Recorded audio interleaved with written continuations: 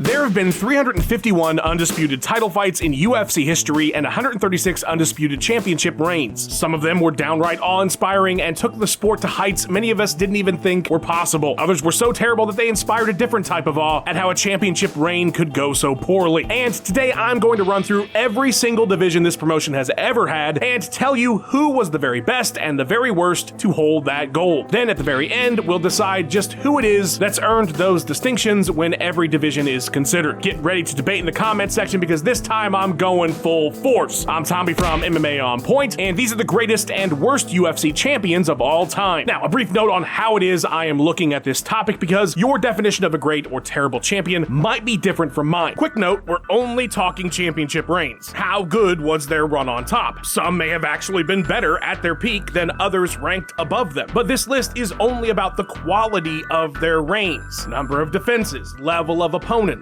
How were they as champion when they were champion? Got it? Great. Worst strawweight champion. Does Carla Esparza get points for being the first champion in the history of the division and having wins over Rose Namajunas? I mean, she doesn't not get credit for those things, but the Rose that she beat in the first fight to win tough and become the inaugural champ was pretty raw as a talent, and one of the reasons that Esparza has had success is that she has a skill set in her wrestling that is definitely difficult for a lot of fighters in the division. But the problem is she lost devastatingly in her very next fight to Joanna Jędrzejczyk, and the second time she took that title 8 years after her first reign, it was arguably the worst title fight of all time. Your thoughts on the co-main? Not quite the excitement level in the co-main event that we had in the main. A bit of a frustrating watch, I guess. What were your thoughts on that one? Yeah, it was a weird fight. She won, but Rose had a bizarre strategy, and the whole thing was just not an ideal title exchange. So that's maybe like one mistake, adjustments that you can make. I don't think there was any mistakes. I'm going to jump back in here real quick. And then she lost soundly again the very next fight. Is Carla better than the vast majority of the fighters that have ever competed at 115 pounds? Yes, but she's also the worst champion. Best strawweight champion. While I definitely don't factor in skill level necessarily, when we have direct evidence like two champions fighting each other, that certainly factors into things. Shut up. And Zhang Weili beat the other fighter that is the one many would argue is the greatest strawweight ever, Joanna Champion, twice. She had one of the all-time greatest UFC fights ever the first time around with Joanna. I think we can safely say that was the greatest title fight in women's MMA history. And I don't mean female fights.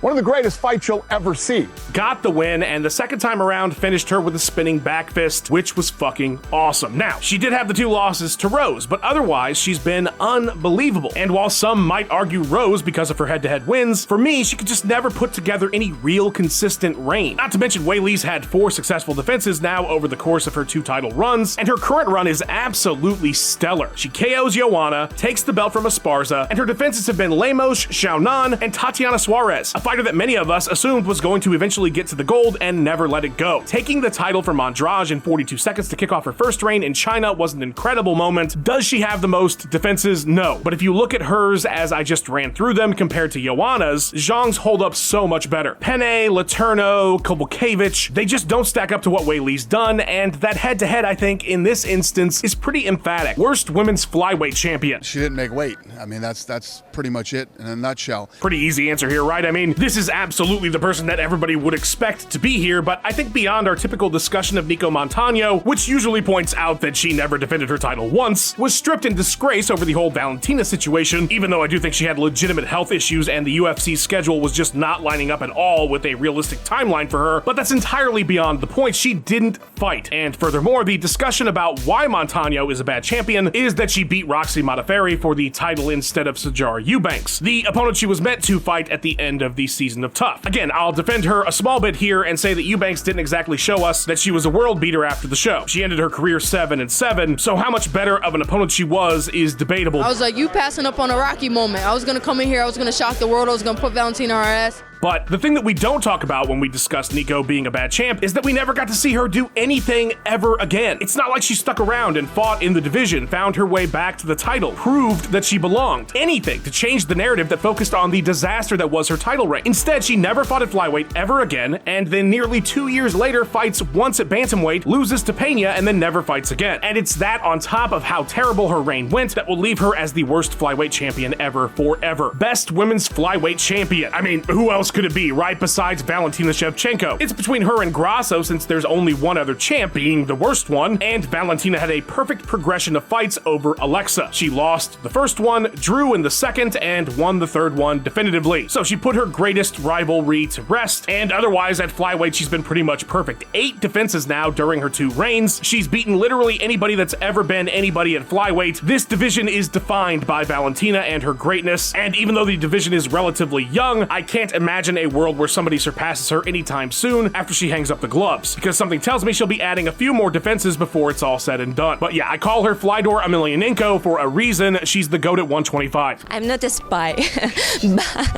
Worst men's flyweight champion. Yeah, so this sucks to say because, like, who the hell doesn't love Brandon Moreno? But really, there's no worst here. It's just sort of a default position that he ends up being in. Like, it can't be Cejudo, he dethroned the greatest ever. It's not Pantoja, he's doing fantastic. So that leaves either Moreno or Figgy. Their first insanely epic fight would have been a win for Davison if not for that point deduction that made it a draw. And while he lost twice to Brandon, he also got the win in their third fight, which was also a banger. And Figgy beat Joe B twice in title fights, one of the best flyweights ever. He had a defense against Alex Perez before the Moreno quadrilogy, while Brandon doesn't have a successful defense. I'm not saying this is an easy decision and that Figgy is just miles ahead of him or something, but I think he just edges him out. So if I have to pick a worst, which I do because that's what this video is about, it has to be Moreno by process of elimination. I'm so sorry, Brandon, I'll buy you a Lego set. Best men's flyweight champion. Demetrius Johnson is the standard. He is one of the greatest fighters ever, and the chances of anybody ever having the same impact at flyweight as him seems pretty damn slim, even with the impressive title run that Pantoja is currently on. A UFC record 11 defenses, a number that is just stupid to even think about when most champions these days defend once and are looking to jump to another division to win a second title. And while you can say all you want about the level of competition, I would ask you exactly who it is he didn't fight. And the answer is nobody but TJ Dillashaw, a fighter from another division who came down and popped for EPO after getting KO'd in half a minute because cutting down to 125 was a horrible idea. So there's just nothing you can throw at the guy, even though people did try to at the time. Some incredible victories too, the jumping armbar.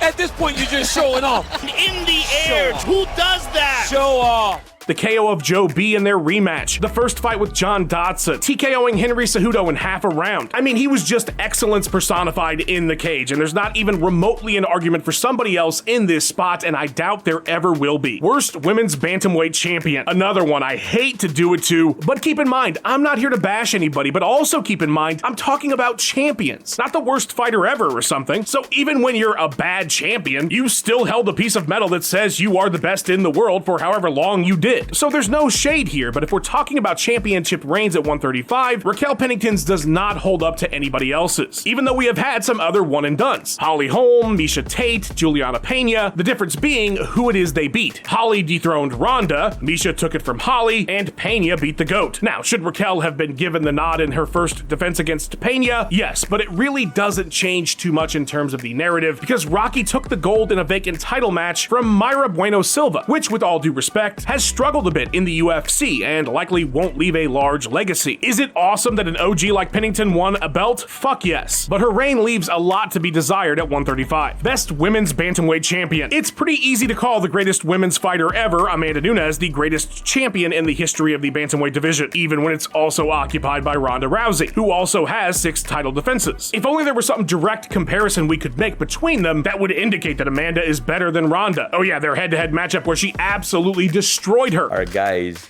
try to spar with her, it becomes very crazy. She's knocking out the guys. Head movement! Head movement! No! No! And even if you don't consider head-to-head matchups particularly potent when comparing legacies, her resume of challengers is just more impressive any way you look at it. Ronda herself, of course, Valentina, Holly Holm, who did a pretty good job against Ronda herself, GDR, Aldana, Rocky. It's not really even a debate. So I think we'll move on. Worst men's bantamweight champion. Okay, here's a great example of a head-to-head matchup that doesn't always define a fighter's legacy, or rather help them in this particular argument. Cody Garbrandt dethroned an all-time great like Dominic Cruz in one of the most impressive performances of all time. Oh! And again! He hurt him bad. No one has ever been able to do this to Dominic Cruz. which you would think would save him from the very bottom rung of this bantamweight championship list, but when compared to the others, you'd be wrong. Let's look at the other worst champions candidates here. Jan, beyond that absolutely stupid history-making mistake against Sterling, was on his way to his first defense and also has crucial victories over Corey Sandhagen for interim gold, Aldo for the vacant title, and other impressive performances. O'Malley legitimately dethroned Aljo. Got a bit of a nothing defense against Vera, but it's more than Cody can say, unfortunately. And then there's the context of the rest of our journey with Garbrandt that I think matters most. Yes, he had an insane victory over Cruz to dethrone him, but after that, the two devastating losses to Dillashaw in title fights, a mind-numbing KO loss to Pedro Munoz. The only bantamweights he's beat since are Rafael Assunção, Trevin Jones, and Brian Kelleher, while dropping 3 more at 135. Beyond his meteoric rise in 2016, capped off with that insane Cruz victory, you really can't point to much of anything else at bantamweight for Cody, and so he has to be the worst. Best men's bantamweight champion. Hot take, Dominic Cruz is the greatest bantamweight of all time. I don't want to hear anything about TJ Dillashaw or little boy. Aljamain Sterling. Coming on your ass, man. Neither of them have had as impressive a run as Cruz did, especially when you combine what he did in the UFC and WEC, which I am in this instance because it was the same damn division, they just changed the logo on the canvas. Dillashaw has impressive wins against Barao and to a lesser extent twice against Garbrandt, but he lost head-to-head with Cruz. Sterling's win over broken TJ and 3 years off the couch Cejudo don't feel strong enough at all, and Merab is looking really powerful, but just getting started. It's way too early to tell. Meanwhile, Dom racked up 2 defenses in the WEC, including a win over Joseph Benavidez, before coming to the UFC and taking down rival Uriah Faber and Demetrius Johnson, a victory that has aged like Helen Mirren. Then injuries cut this man down in his prime, but he came back from having a single bout in over 4 years to take the title from Dillashaw on his return, and then got a defense against Uriah Faber. 5 total defenses, an insane resume. Losing to the worst champ or not doesn't even matter. Nobody's bantamweight legacy holds up to Dom's. Is tonight the greatest moment of Dominic Cruz's life? No. The greatest moment in my life was realizing that I didn't need a belt to be happy. Worst women's featherweight. I mean, it's gotta be GDR. She wins the title controversially because the referee doesn't take a point away when she's bashing Holly Holm's head in after the horn twice. Oh man, she did it again. Take a point away. Oh my God. You gotta take a point away now. And after winning in disgrace, she was stripped in disgrace for refusing to fight Chris Cyborg, who was the entire point of the division's creation in the first place. Like, the short-sightedness of Durandamy in this situation is pretty baffling, but she technically was a champion, the first and worst at 145, a division that is thinner than dollar store toilet paper. Best women's featherweight. The answer to this question really just came down to who won the fight between Nunes and Chris Cyborg, and the answer was Nunes.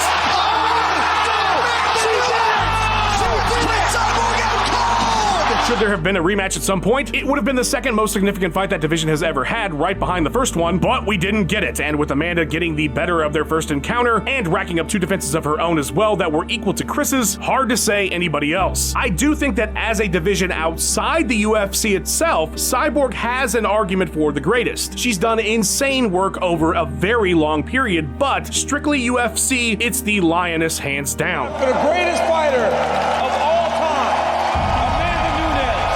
Worst men's featherweight. I remember a time much closer to when Conor McGregor was at his peak, going on a podcast to debate who is the greatest featherweight of all time, Aldo, Conor, or Max. At the time, I believe my argument was that McGregor's only knock against him was that he didn't defend his title, but the arguments that others were making was that look what he did to Aldo and Holloway head-to-head, which is true, but let me reiterate this point, that doesn't always translate to better championship reigns. Not to mention, and I'm going to say something I've felt for a really long time, I do not know how a rematch would have gone between Aldo and McGregor. Not saying it was warranted necessarily, it's a legitimate win, but we didn't really get to see those two fight if we're being honest. What can you learn in 13 seconds? And as for beating Max, the guy was a puppy, that doesn't hold weight. Beyond that, the giant elephant in the room, Conor held up the division for 350 days as champion, doing anything but defending that featherweight title. Did they physically take that belt from me?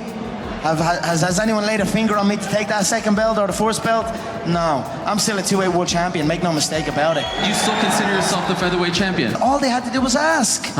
All they had to do was ask. And when you look at every other champion on the list, it's impossible that Conor was anything but the worst. Here's my question. When I say for now, can he really keep making that weight? Oh my God, he looked like death. I mean, that motherfucker looks like he's on death's door. Best men's featherweight. Okay, this one was really hard for me because my first instinct was to go back and look at Jose Aldo just like I did Cruz and factor in the WEC. The dude had 9 successful defenses in a row. Faber in WEC, Mendez twice, Frankie Edgar, Zombie. It's an impressive run of names, but ultimately 145 was just not at the level that it was when Volk reigned supreme. I mean, there's been a very strong argument for Max Holloway over Aldo, and Volk beat Max 3 times. You can argue about the second fight, but after that definitive series, there's no denying who is the better man. The Brian Ortega defense was spectacular as well. Yair Rodriguez was just that guy waiting to take gold. It felt like the dude was meant for it, and Alex put him away. An insane run, and look, I'm not making excuses here, but he probably shouldn't have been fighting Topuria when he did after that KO from Islam. You know, I mean, it is hard. Like, it really is hard for athletes. Sorry. I never thought I'd struggle with it, but I mean, like, for some reason, when I wasn't fighting or in camp, sorry. Obviously, Ilya is forging his own legacy right now and looking amazing, but I'd have loved to have seen that fight at a different time. No matter though, Alex showed his incredible championship mentality by coming back and winning that vacant gold against a young, tough guy in Lopez. He's just everything you could want from a champion, and his trilogy with Max seals it for me. Volk is the featherweight GOAT. Adversity is a privilege. You hear people talk about that all the time. It truly is. This moment is incredible. So I want to go for a champ against Islam Makhachev. Much bigger than me, division above, Dagestani wrestler. Everyone thought I was mad. They thought, you got no chance, mate. And mate, you should have seen it. It was one of the best fights you will ever see. Worst lightweight champion. Hey, it's not Conor again. Although I have to say, holding up the division for 511 days is total bullshit. That said, that's probably on the UFC too. The reigning! But no, worst champ has gotta be Sean Sherk. Wins the vacant strap off a fight with Kinflo, which is a good win, there's no denying that, but more so in retrospect after Kenny proved himself. Kenny Florini. At the time, it was more the tough boom that got him in that fight in a weak division than anything. And then the real reason Sean's the worst, that absolute disgrace of a fight with Hermes Franca. You gotta remember the history of the lightweight division at that point was a disaster. This was a fragile thing at the time, 155. And so to be stripped of your title for popping for steroids, while your opponent also pops, so there was never going to be a winner anyway. I mean, it was a nightmare scenario for a division that was already on shaky ground. But luckily, BJ Penn was there to save the day, save the division, and knee Sean Sherk in the face. Chic. Best lightweight champion. This is maybe a hot take to some, considering that Islam now holds the record for most defenses, but I think when you look at what Islam has done so far, it does not hold up to what Khabib Nurmagomedov did. Islam beat Oliveira to win the title. Fantastic victory. First, defense against Volk. There's an argument to be made that he didn't win that fight. It was very close. And the state that Alex was in taking that fight again on short notice, it's a victory against the top pound for pound guy. But wins aren't in a vacuum, and that's just the reality of it. He beat Dustin, but that was late stage Poirier, so again, just a small caveat, and then beating Renato Moicano on short notice. With all due respect, it's just not a title fight in anything but name. I do think Islam will probably go on to be the greatest lightweight champion ever, but right now it's Khabib. The win over Conor after that mythical period of his career was impressive. I mean, he must have been game to be the only fighter to ever get a round off Khabib. Poirier had just beat Max Holloway and ended his insane streak. That's a great win. Gaethje was coming off ending Tony's streak. That's a great win too. And there's also the fact he never lost it. He went out on top. Who knows how many more defenses he would have gotten. You never know what's gonna happen tomorrow. You never know. Oh, alhamdulillah. Today is my last fight here in UFC. I do want to mention BJ Penn's greatness briefly here because while he's not Khabib or Islam, he had a pretty legendary run that deserves mentioning, but ultimately the knocks on Nurmagomedov, never getting to fight with Tony, and winning gold off Iaquinta don't hold up when compared to the caveats made for Islam. Khabib is the best by a small margin. That fucking Khabib. Worst welterweight champion. It kind of sucks saying this about a huge pioneer in the sport, so let me give Pat Miletich at least a few flowers here first. He was the inaugural welterweight champion, so regardless, that's at least a historical note. quote, and more so than as a fighter, Pat as a coach was a vital evolution in the sport and really did help to usher in a new era in training in the early 2000s. That all said, his title reign is just abysmal. Sure, credit where it's due for being first, but Mike Burnett would end up having 7 MMA fights total, and my god, did that shorts-grabbing festival of a title fight absolutely suck. It's amazing the division survived it, and part of me wishes it didn't because the rest of his reign was incredibly lacking. Jorge Patino, Andre Pederneiras, John Alessio, Kenichi Yamamoto, none of these guys are champion caliber in any sense of the word, and would never end up being either. Pederneiras had only a single pro fight at the time. Another guy more important for coaching. Yamamoto only ever won 5 bouts in his 19-fight career. None of these opponents were impressive, and then when you factor in that while holding the title, Pat was losing elsewhere. He lost 3 times and got finished twice while he was UFC champion. Fight is over. The fight is over.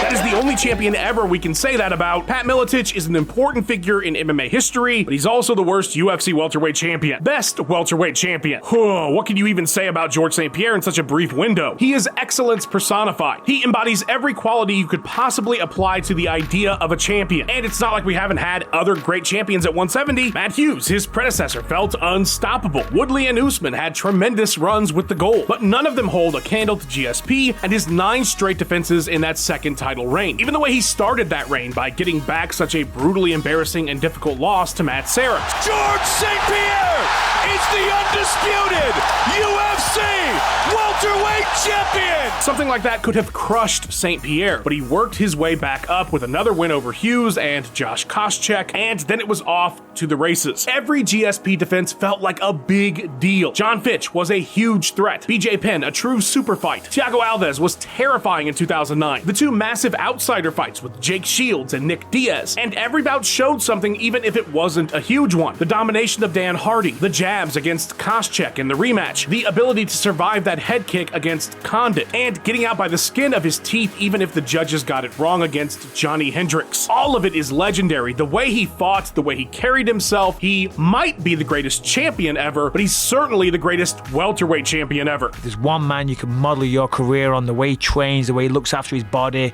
the way he cross-trains. Georges St-Pierre would be that man. Worst middleweight champion. This was actually harder than I thought it would be to find the worst, because you do have some contenders. Well, 2. Michael Bisping ripping the strap off Luke Rockhold was an all-time moment, but after that he did everything in his power to not fight anybody that actually deserved a shot at that title. First with the number 13 Dan Henderson fight, and then waiting ages for GSP. Speaking of which, St-Pierre won gold against Mike and then bounced. You could argue that both the weakness of his opponent and that he immediately left puts him in the worst champ at 185 category, but he did have a legitimate issue. The colitis was a result of him gaining unnatural amounts of weight to even compete at 185. Now, would he have stayed if he was healthy? I don't know, that's a debate, but he has a legitimate out. So, yeah, it has to be Dave Manet. I'm terribly sorry, Balian. Dave absolutely deserved to be in that inaugural title fight, and Castillo was an unbeaten, really tough opponent. It's a very good victory, and we shouldn't take that away from him, but he got thrown into that fight after a loss to Kanehara, and then immediately lost the strap to Bustamante in his first defense. Not to mention, the division was just non-existent at the time. The guy has some legitimate wins outside the UFC. You should absolutely watch Alex's excellent video about his fascinating career if you haven't. That said, he is the worst UFC middleweight champion. Best middleweight champion. I remember younger fans saying that Israel Adesanya was coming up on Silva's legacy after he defended the title 5 times straight, and I am sorry, that is just nonsense. I love Izzy, but there's no comparison. In fact, nobody holds a candle to Anderson Silva in the division's history, and I seriously doubt they ever will. 10 defenses over the course of nearly 2,500 days. It was Silva's era in the sport. He was the greatest, or it felt like he was, and certainly that's held up at 185. Decimating Rich Franklin twice, subbing Dan Henderson, the insane comeback against Chael Sonnen. Triangle, watch out! Triangle! This is trouble! He's tagging!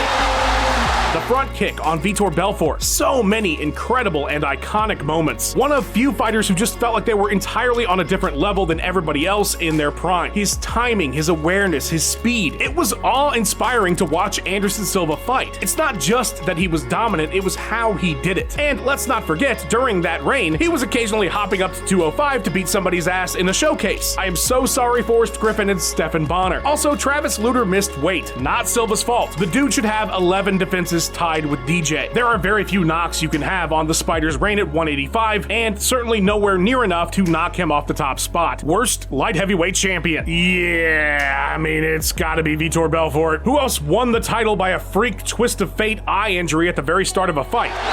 You gotta be kidding me. Wow. It was a missed strike, too. It's not like it was a punch that did the damage or something. So he wins the title that way in the first minute of that fight with Randy Couture, and it's not his fault, but it happens, and then Randy puts him down in 3 in their rematch. You could hardly call that a title reign in anything but name. If you really wanted to argue, you could say that Jamal Hill's title victory came simply because Dana was pissed off about Jan versus Ankh. But I guess the question is, what do you do now, right? I mean, vacant title, a split. You do Glover versus Jamal Hill in Brazil. And needed a new vacant title fight, so he threw him in there with Old Man Glover, but at least he won a fight to get that title, undeserved or not. Vitor missed a punch, something any UFC fighter could do against Randy Couture, and was given gold for it. I hate to say it, but yeah, it's Belfort. Best light heavyweight champion. Now, there is a lot of baggage that comes with Jon Jones, obviously, but for me, it is impossible to deny how great he is. And when it comes to champions at 205 pounds, I just don't see how one could argue anybody else. Are there other great champions? Yes, Tito, Frank Shamrock, Chuck Liddell, Daniel Cormier, but I just don't see how anybody could possibly compare to Jon. Even if you exclude his entire second run where he beats Gus in the rematch, and then Anthony Smith before really struggling quite a bit with Thiago Santos and Dominic Reyes. Even if you remove that period entirely, or emphasize the difficulty of it, his single reign starting in 2011 was enough to call him the greatest light heavyweight of all time. Jon Jones is the youngest champion in UFC history! Jon beat like 3 generations of fighters. He defeated the old guard that still had enough juice in them to be at the top. He decimated his own generation, and then in his return took a new generation of challengers. His first 3 title fights, winning it against Shogun, and then the defenses against Jackson and Machida, masterpieces. The heated rivalry with former teammate Rashad Evans outclassed the guy completely. He was in serious trouble against Vitor Belfort, found a way to win still, steamrolled Sonnen, had a really hard fight with Gus, and showed a ton of heart, destroyed Glover, and to me his most impressive victory, the dismantling of Daniel Cormier in their first fight. Now, I know that some of you will disqualify Jon immediately because of his controversies, because of the PED failures, but for me, I cannot deny his greatness and apply who he is outside the cage, or the faults of those test failures when they happened, to every fight of his career. I just can't do it. Now, if you can, I understand, but I don't see it that way, and it's why there's just no chance he's anything but the best at 205 in my eyes. Who's the greatest of all time in your opinion? Jon Jones, without a doubt. I mean, the guy was doing drugs and drinking and doing all this stuff while he was dominating.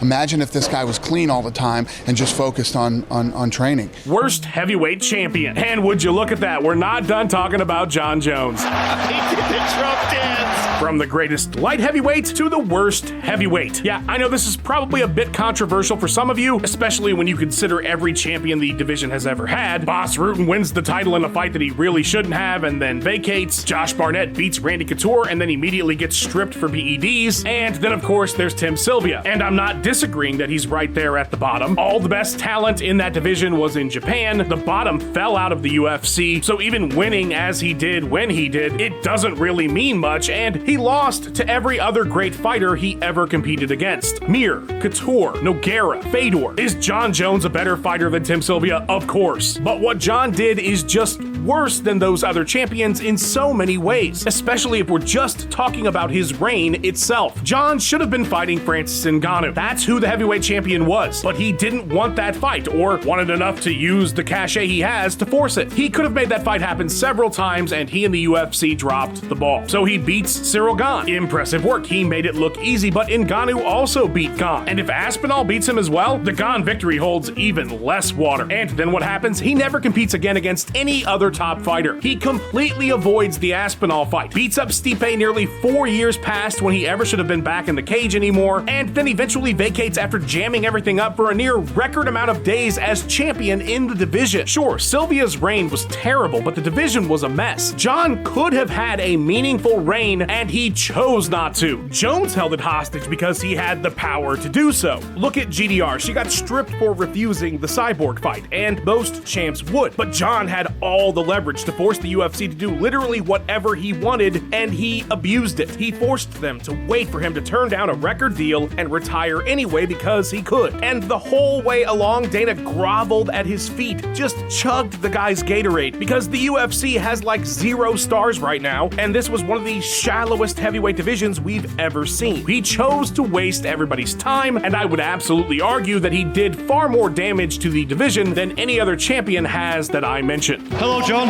Best heavyweight champion. In a division where up to 2017 the most defenses any champion had ever had in a row was 2, it's not exactly easy to narrow down who was the greatest, because a lot of questions sadly went unanswered at various points in the division's history. Randy Couture not only won heavyweight gold 3 times, but had 2 impressive defenses against Pedro Hizzo and a remarkable victory post-retirement against Tim Sylvia to earn his 3rd gold, a belt he defended against a terrifying Gabriel Gonzaga. But 2 of those reigns were marred by contract issues, and the other was ended by a guy who literally popped for PEDs post-fight. Then there's Cain Velasquez. Absolutely dominates Brock Lesnar, gets brutal revenge on JDS twice, beats Bigfoot Silva, which, you know, okay, and is possibly the best heavyweight ever in terms of ability. If you put Prime Cain in there with anybody, I am picking him to get the victory. But his prime was a very short period, and his health issues really just destroyed his ability to fulfill his legacy. Would Ngannou have been an all-time great? We don't know, and we never will. Brock started his career late and got diverticulitis. There are so many questions at heavyweight, but one answer, and that is Stipe Miocic. His run from Verdum up to the Ngannou rematch is truly top tier. He beats Fabricio in an absolute stunner, takes out contenders Overeem and JDS, schools divisional boogeyman Francis Ngannou in their first fight, and then what negative can you say about his loss to DC? He got caught with a great shot in the first round against an all-time great fighter. It happens. He rebounded by beating Cormier twice. I know the eye poke in the 3rd fight was controversial, but these things happened. Otherwise, he smothered DC. When you look at who he beat and how he beat them, he stands above Cain's victories, above Couture's, above anybody. The heavyweight champion of the world, ladies and gentlemen, Stipe Miocic. He is the greatest heavyweight by legacy in the UFC by a fair enough margin. You got a gift, my friend.